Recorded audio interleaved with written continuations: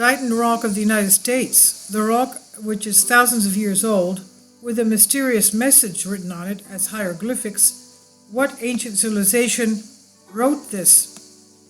The huge rock is in Massachusetts, which not only does not fit with its surroundings, but contains on the surface incredibly ancient inscriptions. Many have tried to unlock the highly controversial truths it hides about the scope and origins of ancient civilizations that created it.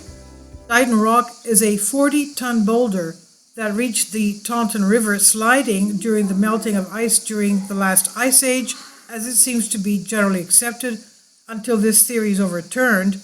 It's 5 feet high, 9.5 feet wide, 11 feet long, and consists of gray-brown crystalline sandstone.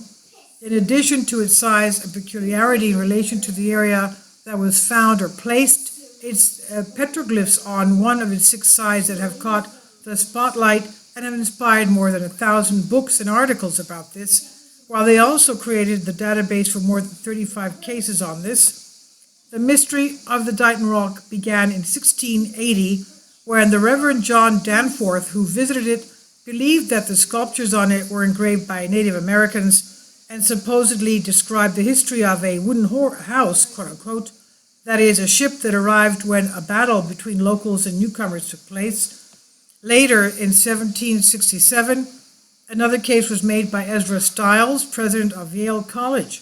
Stiles claimed that the famous sailors were the Phoenicians, and they had reached as far as North America on at least one of their voyages. This message they sent is supposed to state their statement that they got there, the ancient Phoenicians. Much later, a Danish writer, Charles Christian Rafne, in 1837, through 40 pages of analysis and explanations, considered that the inscriptions were definitely Norwegian. Thus, the rock became a Viking affair. At the beginning of the next century, 1912, Edmund Burke Delabar, professor of psychology at Brown University, after studying sculpture for many summers, came to the conclusion that it was Portuguese. In fact, this case was supported by the Portuguese government and the Portuguese people. Since then, many scholars, amateur archaeologists, students, and tourists have made the trip to visit this strange rock and try to decipher the hieroglyphs and signs, each giving their own interpretation or supporting some that were preceded.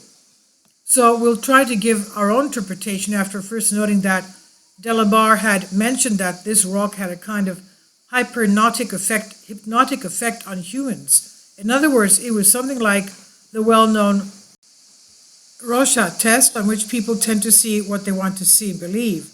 So in our imaginary hypothesis, we could claim that Ezra Stiles' view of the Phoenician origin of the sculptural elements is partly correct, since we admit that the so-called Phoenician alphabet came from the Phoenicians of Epirus of northern Greece, and beyond that, things are simple.